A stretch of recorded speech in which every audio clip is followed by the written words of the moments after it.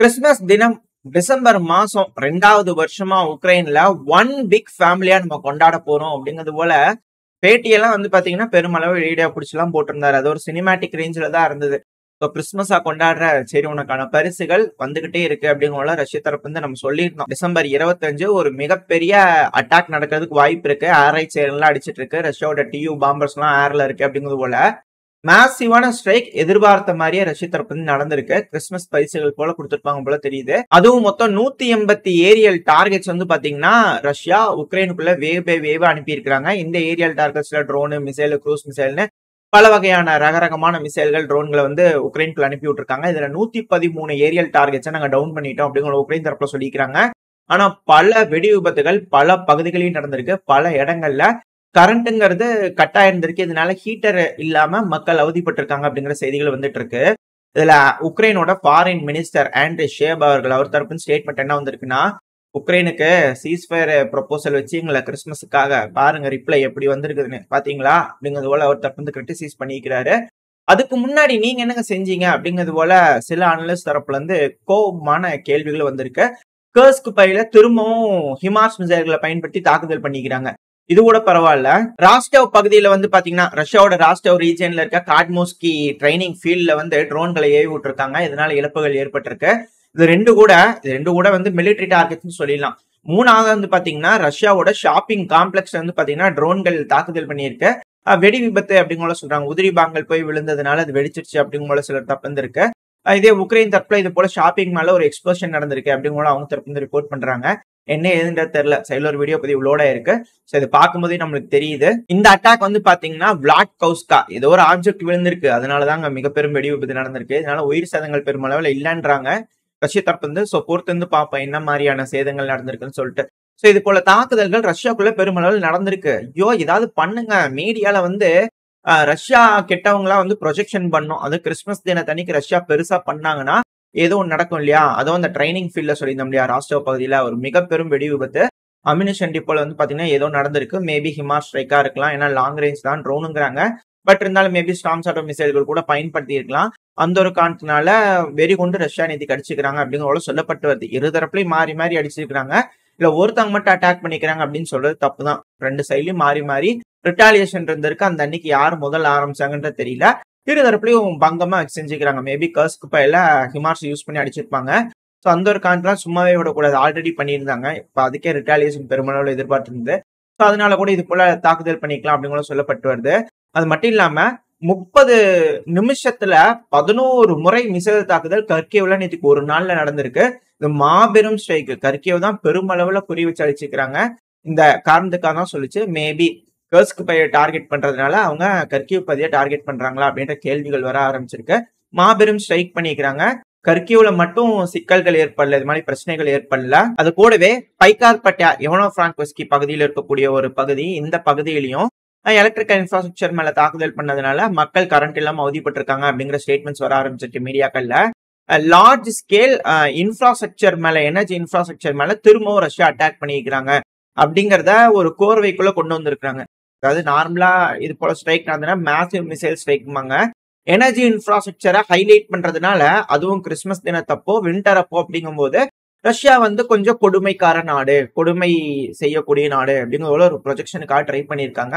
நல்லா வரவேற்பு தக்க வேண்டிய ஒரு விஷயம் தான். இது ப்ரொஜெக்ட் ஆகுது மக்கள் மனசுல அது அப்படியே நங்கூர மாட்ட விழுகுதா அப்படிங்கிற விஷயங்கள் பாத்தீங்கன்னா மீடியாக்கள், மற்ற மீடியாக்கள் பார்க்கும்போது நம்மளால புரிஞ்சுக்க முடியும். ஆனா பெருசா கண்டுக்கிற மாதிரி தெரியல.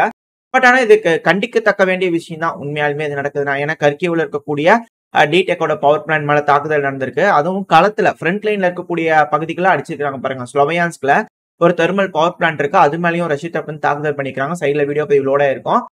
கம்ப்ளீட்டா டிஸ்ட்ராய் ஆயிடுச்சு அப்படிங்கும் போல ஸ்டேட்மெண்ட்ஸ் எல்லாம் வந்துட்டு இருக்கு கர்கிவ்ல இருக்கக்கூடிய தெர்மல் பவர் பிளான்ட்லாம். ஏன்னா சமீபத்துல தான் லுத்வேனியால பாத்தீங்கன்னா ஏஜ் ஆயிட்டு இருக்கு. அதாவது கொஞ்ச நாள் ஆயிடுச்சு செஞ்சு, அது பழசாயிட்டு இருக்கு. இருந்தாலும் அது வேலை செஞ்சுட்டு தான் இருக்கு. ஸோ அதனால கம்ப்ளீட்டா அதை டிஸ்மேண்டில் பண்ணி லித்துவேனியால இருந்து ஒரு தெர்மல் பவர் பிளான்ட்டை உக்ரைன்ல கொண்டு அசம்பிள் பண்ணிடலாமா, அதனால உக்ரைனுக்கு நல்லது நடக்குமான்னு கஷ்டப்பட்டு செஞ்சுட்டு இருக்கிற இந்த சமயத்துல இருக்கக்கூடிய கொஞ்சம் நெஞ்ச தெர்மல் பவர் பிளான்ட்டை கம்ப்ளீட்டா கருக்கி விட்டா என்ன அர்த்தம் அப்படிங்கிற கேள்விகள் வருது. பட் இருந்தாலும் ரஷ்யா மிக பெரும் தாக்குதல்கள் உக்ரைனுக்குள்ள பண்ணியிருக்கிறாங்க அப்படிங்கிற மாற்று கருத்துல உக்ரைனும் ரஷ்யாக்குள்ள பண்ணியிருக்கிறாங்க அப்படிங்கிற விஷயங்கள் நம்மளுக்கு புரிய வருது. இது எல்லாத்துக்கும் மேல பெரிய சம்பவமா நேத்திக்கு பாத்தீங்கன்னா கசகஸ்தான்ல வந்து பாத்தீங்கன்னா ஒரு பிளெயின் வந்து கிராஷ் ஆயிடுச்சு. சிவிலியனோட விமானம் தான் அது. இந்த விமானம் கிராஷ் ஆனதுல வந்து பாத்தீங்கன்னா ஏகப்பட்ட சர்ச்சைகள் இருக்கு. அந்த விமானம் சைடுல ஒரு வீடியோ பதிவு லோட் ஆயிருக்கும். அது கிராஷ் ஆனது மட்டும் இல்லாம அதோட விங்ல வந்து பாத்தீங்கன்னா சுடப்பட்ட விஷயங்கள் இருக்கு. இது 2வது முறை ரஷ்யால இது போல நடக்குது. மேபி சேச்சன் இருக்காங்க இல்லையா? சோ அந்த குரோஸ்னி அந்த பகுதியில இருந்து ஏர் டிஃபென்ஸ் சிஸ்டம் இத சுட்டு வீழ்த்தி இருக்கும் அப்படிங்கிற குற்றச்சாட்டுகள் வருது. இது மிஸ்ஃபயரா, இது வாண்டடா செய்றாங்களா அப்படின்ற ஏகப்பட்ட தியரிஸ் வந்து பாத்தீங்கன்னா உலா வந்துகிட்டு இருக்கு. சமீப காலமா அசர்பைஜானுக்கு மூக்கு கொஞ்சம் புடப்பா இருக்கு. அதனால கூட ஏதோ ஒரு சில்மிஷ வேலைகள் செய்றாங்க. அதனால ஒரு வார்னிங்காக சிவிலியன் பிளைட் அடிச்சுட்டாங்க அப்படிங்கிறது போல சொல்லிட்டு இருக்காங்க. காரணம் என்ன? உஸ்பெக் பகுதியில இருந்து தான் பெருமளவுல ஆ இது போல ரஷ்யாக்குள்ள ஊடுருவிடுறாங்க. எங்க? அசர்பைஜான பயன்படுத்தி. சோ அப்படி வர்றதுனால அவங்க தான் சபட்டாஜ் ஆபரேஷன்ல பெருமளவுல ஈடுபட்டுக்கிட்டு இருக்காங்க. ரஷ்யாக்குள்ள பெருமளவுல மெர்சனரிஸா அவங்கள ரெக்ரூட் பண்ணி ட்ரைனிங் குடுத்து அசர்பைஜான் வழியா உள்ள வந்துடுறாங்க. சிலர் துருக்கி வழியா உள்ள வந்துடுறாங்க அப்படின்ற ஒரு குற்றச்சாட்டுகள்லாம் இருக்கு. துருக்கியில கூட வந்து பாத்தீங்கன்னா, இதுக்கு முன்னாடி அந்த தீவிரவாத தாக்குதல் நடந்தது இல்லையா? அதான் மால்ல வந்து பாத்தீங்கன்னா, தீவிரவாத தாக்குதல் நடந்தது இல்லையா? சோ அதுக்கு வந்து துருக்கியில இருந்த ஒரு செல் இங்க இருந்து தான் வந்திருக்காங்கன்ற டீட்டெயில்ஸ் எல்லாம் குடுத்து, அத பிரேக் பண்ணி துருக்கி தரப்புல இருந்து அதுக்கான கோஆப்பரேஷன் எல்லாம் பண்றதா சொல்லியிருந்தாங்க. இப்ப அசர்பைஜான் வழியா இது போல வேலைகள்லாம் நடக்கிறதுனால ஒரு வார்னிங்காக இது போல செஞ்சிருக்காங்க. தொடர்ந்து நடந்துச்சுன்னா சிக்கலாயிரும் பாத்துக்க அப்படிங்கிறது போல வார்னிங்காக செய்றாங்கன்னு ஏகப்பட்ட அரசியல் புரட்சிகளா வதந்திகள் பெருமளவுல வந்துட்டு இருக்கு. உங்களோட விழிப்புணர்வு பர்பஸ்க்காக தான். சோ இது போல பல ஸ்பெகுலேஷன் இருக்கு. எது எப்படியோ இது போல சிவிலியன் விமானம் வந்து பாத்தீங்கன்னா வீழ்த்தப்பட்டிருக்கு. இது இன்டர்நேஷனல் கம்யூனிட்டி எப்படி ரெஸ்பாண்ட் பண்ண போறாங்க அப்படிங்கறத பார்க்கலாம். இரு நாடுகளுக்குள்ள இருக்கக்கூடிய விரிசல்களை மேலும் பெருசுதான் ஆக்கும். அதை எப்படி அசர்பைஜானும் ரஷ்யாவும் ஹேண்டில் பண்றாங்க அப்படிங்கலாம் பொறுத்து வந்து பார்ப்போம். இப்ப இந்த பிளைட் என்னதான் லேண்ட் கிராஷ் ஆயிருந்தாலும் 36 பேர்கிட்ட தப்பிச்சிட்டாங்க அப்படிங்கிற சொல்லப்பட்டு வருது. மிராக்குலஸான விஷயம் நடந்திருக்கு அப்படிங்கிறது போலயும் சரியா வேற தியரிஸ் எல்லாம் வருது. மேபி மொசாட் ஏஜென்ட்ஸா இருக்கலாம், வேற ஏதாவது ஆளுங்களா இருக்கலாம், சிஐஏ ஏஜென்ட்ஸா இருக்கலாம். இது போல வந்துட்டு இருந்தாங்க கசகஸ்தான்ல ஆபரேஷன் செய்யறதுக்காக. அது தெரிஞ்சுக்கிட்டு அது மேல அடிச்சானா அது தெரிய ஒரு தியரி ஓடிட்டு இருக்கு. ஏகப்பட்ட விஷயங்கள் வந்து பாத்தீங்கன்னா வதந்திகளா இதை வந்து பேசுபொருளா மாறிட்டு இருக்கு. ஒரு மிக பெரும் சமூகம் இந்த பகுதியிலே நடந்திருக்கு அப்படின்னு நம்மளால புரிஞ்சுக்க முடியுது. கிறிஸ்துமஸ் தினம் கொஞ்சம் மோசமான தினமா உக்ரைனுக்கு இருந்திருக்கு. மேற்குலக நாடுகள் வந்து பாத்தீங்கன்னா கடுமையான சாங்ஷன் ரஷ்யா மேல போடலாம், இதுக்கு மேல எனர்ஜிக்கு மேல அப்படிங்கிறது போலயும் சொல்லப்பட்டு வருது. சோ ரஷ்யா என்ன மாதிரியான முடிவுகள் எடுக்க போறாங்க, இதுக்கு மேல என்ன மாதிரியான கூட்டணிகள் உருவாக போகுது அப்படிங்கலாம் பார்த்தலாம். ஏன்னா ட்ரம்ப் அவர்கள் பதவி ஏற்கிற அன்னைக்கு வந்து பாத்தீங்கன்னா ஈரானும் ரஷ்யாவும் செக்யூரிட்டி கேரண்டி அக்ரிமெண்ட் இருக்கும் இல்லையா? சோ அதுல வந்து கையெழுத்திட போறாங்க புதுசா ஒரு ஒப்பந்தத்துல அப்படிங்கலாம் சொல்லப்பட்டு வருது. ஆல்ரெடி இது போல ப்ரொபோசல் மாறி மாறி பேசிட்டு இருக்கிறது தான். சமீபத்துல நார்த் கொரியால போட்டாங்க, பெலரூஸ்ல போட்டாங்க, இப்ப ஈரான் கூடயும் போடுவாங்க அப்படின்ற கேள்விகள் இருக்கு. சோ இங்க நாட்டோ மாதிரியான ஒரு அலையன்ஸ் ஃபார்ம் ஆயிட்டு இருக்கு. மிக பெரும் ஸ்ட்ராங்கான ஒரு அலையன்ஸ் ஃபார்ம் ஆயிட்டு இருக்கு. அது சரியில்லை. ட்ரம்ப் அவர்கள் வரும்போது ஒரு அழுத்தம் கொடுக்குறாங்களா அப்படின்ற கேள்விகள் இருக்கு. சோ ட்ரம்ப் அவர்கள் பதவி ஏற்கும் போது எந்த மாதிரியான முடிவுகள் அவர் எடுக்க போறாரு, இந்த பிரச்சனை தொடர்ந்து நடக்குமா இல்ல எப்படி என்ன ஏதுங்கெல்லாம் பொறுத்து வந்து பார்த்தலாம். அப்படியே இந்த அட்டாக் நடந்தது இல்லையா? அதுக்கே வந்தாலும் இந்த மேசிவ் மிசைல் அட்டாக் எப்பெல்லாம் உக்ரைனுக்குள்ள நடக்கிறதோ அப்பெல்லாம் வாடிக்கையா போலாந்து வந்து பாத்தீங்கன்னா அவங்களோட ஃபைட்டர் ஜெட்டை ஸ்கேம்பல் பண்றது உண்டு. ஏன்னா நம்மளோட வான்பரப்புக்குள்ள வந்துருமா, நம்ம மேல ஒரு ஆபத்து வந்துடக்கூடாது இல்லையா? ஏன்னா ரொம்ப க்ளோஸா பார்டர் பகுதியெல்லாம் தாக்குதல் பண்றதுனால உஷாருக்காக இது போல போலாண்டு செய்யறது உண்டு. சூதானமா இருந்துக்கணும் இல்லையா? அந்த ஒரு காரணத்தினால இப்ப அதே போல வந்து பாத்தீங்கன்னா அவங்க எதிர்பார்த்தபடியே பார்டரை கிராஸ் பண்ணிருக்கு ரஷ்யா இந்த தடவை ஏவி விட்டதெல்லாம். அது எங்க சொல்றாங்க அப்படின்னா போலாண்டுக்குள்ள இல்ல. நல்ல வேலை போலாண்ட்ல லைட் எட்டி பார்த்திருந்தா சோழி முடிஞ்சிருக்கும். இங்க வந்து பாத்தீங்கன்னா மால்டோவாக்குள்ள வந்து பாத்தீங்கன்னா ஒரு மிசைல் போயிருக்கு, ஏர் ஸ்பேஸை வயலேட் பண்ணிருக்குது அப்படிங்கிறது போல உக்ரைன் தரப்பு வந்து குற்றச்சாட்டை வைக்க, மால்டோவா தரப்பு வந்து ஆமா ஆமா வயலேட் பண்ணிடுச்சு அப்படிங்கிற அவங்க தரப்பு வந்து கண்டனங்களை கொடுக்க, ரொமேனியாக்குள்ளயும் ஏங்க உங்களுக்குள்ளயும் வந்துருச்சுங்க ஒரு மிசைல் வயலேட் பண்ணிடுச்சு பாருங்க பார்த்து சொல்லுங்க அப்படிங்கிற உக்ரைன் தரப்புல சொல்ல, அவங்க வாயவே திறக்காம இல்லைங்க அப்படிங்கிறது போல சொல்லல, ஆமான்னு சொல்லல, எதுவும் சொல்லல, அமைதியா இருக்கிறாங்க அப்படிங்கிறது போல குற்றச்சாட்டுகள் உக்ரைன் தரப்புல இருந்து வருது. ரொமேனியா தரப்புல இருந்து என்ன சொல்லிக்கிறாங்கன்னா, ரஷ்யாவோட மிசைலு எங்களோட ஏர் ஸ்பேஸ்க்குள்ள வந்ததா நாங்க டிடெக்ட் பண்ணலீங்க, கன்ஃபார்ம் பண்ண முடியாதுங்க அப்படிங்கிற ரொமேனியா தரப்பு வந்து இப்போதைக்கு இருக்கு. வந்தாலும் வரலன்னு சொல்லிடுவாங்களா அப்படிங்கிறது போல இருக்கு. பட் இருந்தாலும் பரவாயில்ல, பிரச்சனையை பெருசாக்க கூடாது. வான்லியன்ட் ஏரியா ரொமேனியா அடிக்கணும்னு மிசைல் ஏவறது இல்ல ரஷ்யா, உக்ரைனை தான் அடிக்கிறாங்க. அது எங்கேயோ போய் எட்டி பார்த்துட்டு வந்திருக்கிறது. அது ஏதோ கெட்ட பழக்கம் இந்த மிசைலுக்கு எல்லாம் இருக்கு. போய் சும்மா சும்மா எட்டி பார்த்துட்டு வந்து இங்க விழுந்துருது உக்ரைனுக்குள்ள. ஸோ அது வாடிக்கையா நடக்கக்கூடிய விஷயம் தான். அதனால அவங்களும் பெருமளவில் எதுவும் எஸ்கலேட் பண்ணல. ஆனா போலாண்டுக்குள்ள எட்டி பார்த்திருந்தா இந்த தடவை பிரச்சனை பெருசா இருக்குமா அப்படின்ற போல கேள்விகள் இருக்கு. பட் இருந்தாலும் இது போல தாக்குதல்கள் உக்ரைனுக்குள்ள நடந்துருச்சு. இது போல நாடுகள்லாம் ரியாக்ட் ஆயிருக்கிறாங்க. இது எல்லாத்துக்கும் மேல வந்து பாத்தீங்கன்னா பெரும் சம்பவம் வந்து பால்டிக்ஸ்ல நடந்துருச்சு.